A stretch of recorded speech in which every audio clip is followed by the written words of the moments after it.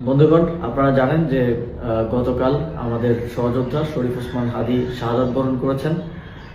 পুরো বাংলাদেশের মানুষ আজ শোকাহত এবং তারা শরীফ ওসমান হাদীকে যারা হত্যা করেছে তাদের বিচার চায়।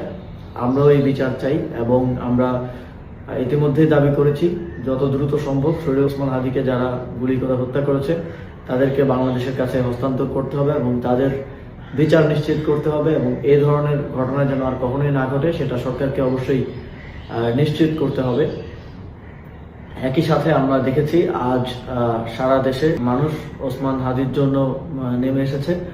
তবে এই ঘটনাকে কেন্দ্র করে বিভাজনকে উস্কে দেওয়ার জন্য এবং নানা ধরনের স্বার্থান্বেষী মহল আমরা দেখেছি যে গণমাধ্যম, ধর্মীয় প্রতিষ্ঠান এবং এই ঘটনার সাথে সম্পৃক্ত নয় এমন অনেক জায়গায় হামলা করেছে, অগ্নিসংযোগ করেছে।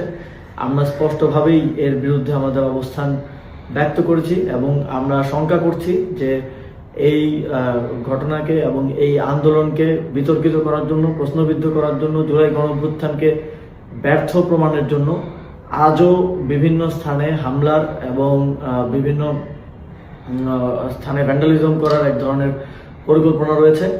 আমি বাংলাদেশের জনগণকে আহ্বান জানাতে চাই, আমাদের দেশের সম্পদ রক্ষা করার দায়িত্ব আমাদের এবং কোনো ধরনের সেন্সিটিভ প্রতিষ্ঠান, ধর্মীয় প্রতিষ্ঠান এবং সংবাদ মাধ্যম, ব্যবসায়িক প্রতিষ্ঠানের যেন কোনো ধরনের ক্ষতি না হয় সেটা নিশ্চিত করা আমাদের দায়িত্ব।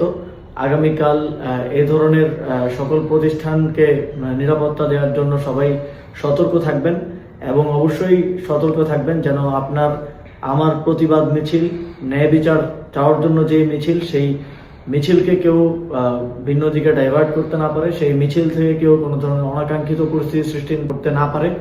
আমরা ওসমান হাদীকে একজন বীর হিসেবে স্মরণে রাখতে চাই। তিনি যেই সাংস্কৃতিক, সামাজিক এবং রাজনৈতিক লড়াই শুরু করেছিলেন ইনকিলাব কালচারাল সেন্টার, ইনকিলাব মঞ্চের মাধ্যমে, তিনি যে প্রতিষ্ঠান গড়ার কথা বারবার বলতেন, তিনি যে যোগ্য মানুষ গড়ে তোলার কথা বারবার বলতেন, সেই উদ্দেশ্য এবং সেই লক্ষ্যকে সামনে রেখে আমরা এগিয়ে যেতে চাই। আমরা তাকে সামনে রেখে যেন কেউ বাংলাদেশে সন্ত্রাস এবং ভাঙচুরের রাজনীতি করতে না পারে, তাকে সামনে রেখে যেন কেউ নিজেদের ব্যক্তি অথবা গোষ্ঠীর স্বার্থ হাসিল করতে না পারে, সে বিষয়ে সবাইকে সতর্ক থাকার আহ্বান জানাচ্ছি।